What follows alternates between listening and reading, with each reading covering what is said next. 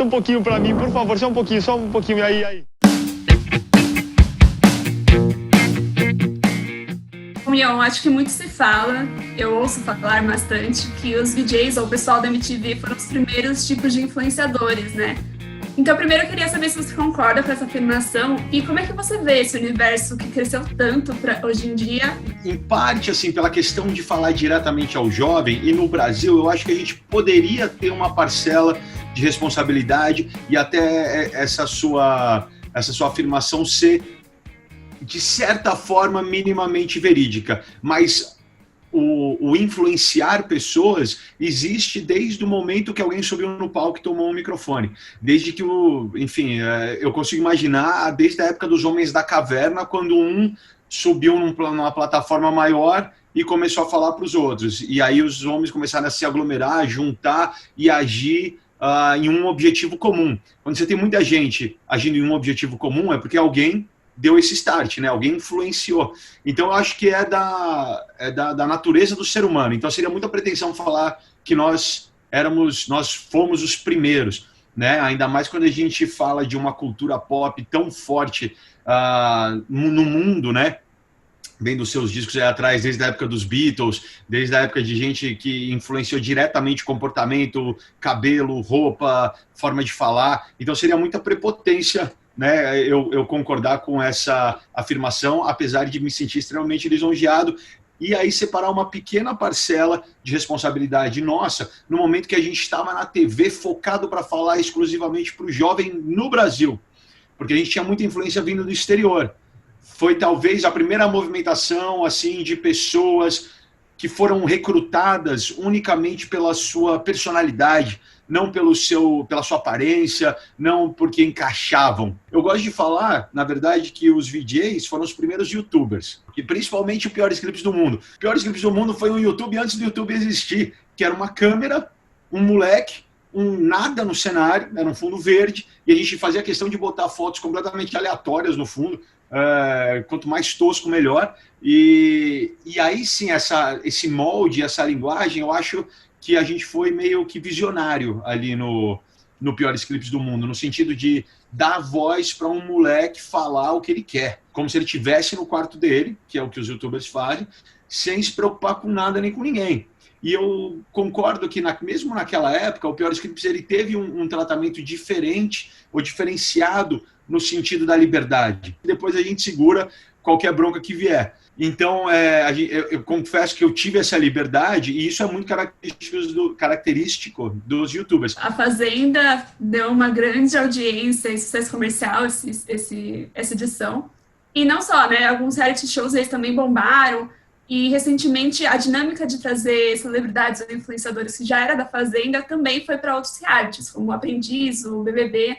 Eu queria saber se você acha que essa dinâmica, por que ela tem sucesso ou atratividade para o público? E se você acha que os realities devem seguir esse caminho? Ou então, quais as suas perspectivas para o futuro de um reality show? Tem uma regra na TV que eu aprendi com um cara chamado Deto Costa, que é diretor criativo da Record. Um cara que estava desde o início da televisão, já dirigiu o Silvio Santos, dirigiu o Fausto. E é um cara que eu aprendo muito, assim, muito, até hoje. E ele sempre falava uma coisa, porque às vezes quando a gente estava no Legendários, quando eu trabalhava diariamente com ele, e eu falava, pô, vamos colocar artista para fazer esse quadro. Porque a gente fica com essa tendência de que vai ser mais interessante, ou que vai chamar mais atenção, se a gente fizer com artista.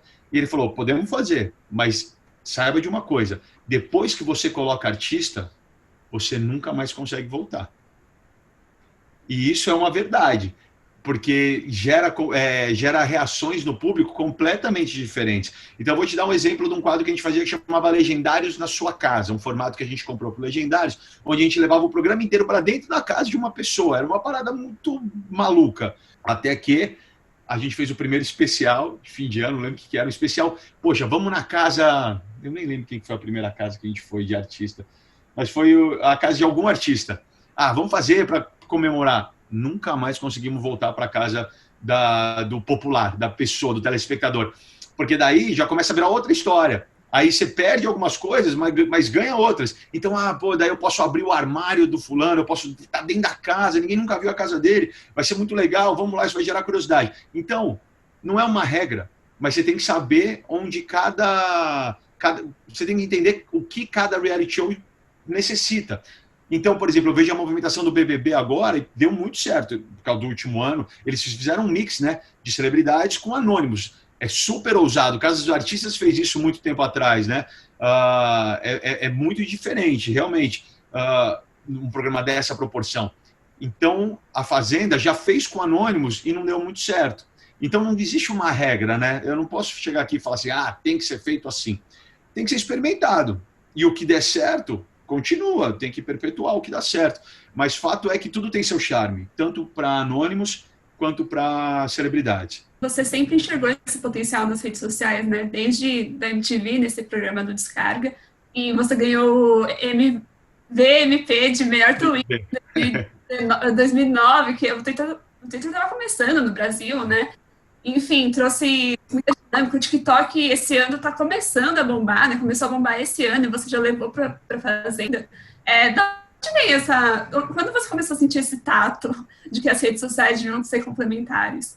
Cara, sem dúvida nenhuma, isso vem da minha criação da MTV, de você estar aberto o tempo inteiro para novidade. A gente sempre soube lá que a gente ia estar um passo à frente. Primeiro, a gente tinha uma responsabilidade de falar para o jovem o que era legal, né? Acho que essa é a maior característica de quem trabalha na MTV, uma responsabilidade de mostrar para as pessoas o que elas não sabem que elas vão gostar, né? E o que é um pensamento diferente. A TV aberta, na sua enorme maioria, quer dar para o público o que o público gosta, para ninguém ter uma preocupação, ficar sentado ali, ligar e ficar o máximo tempo possível. Eu gosto disso, então é isso. Mas na MTV a gente tinha outra visão, a gente tinha outra forma de pensar, a gente tinha que trazer um novo, e aí vinha da característica de cada um daqueles malucos que trabalhavam lá, não só na frente da tela, mas nos bastidores, de identificar e falar, isso é o que vai ser legal, isso é o que vai ser bom. Então, isso ficou enraizado dentro de mim. É como se tivesse sido a maior aula que eu tive na faculdade, né?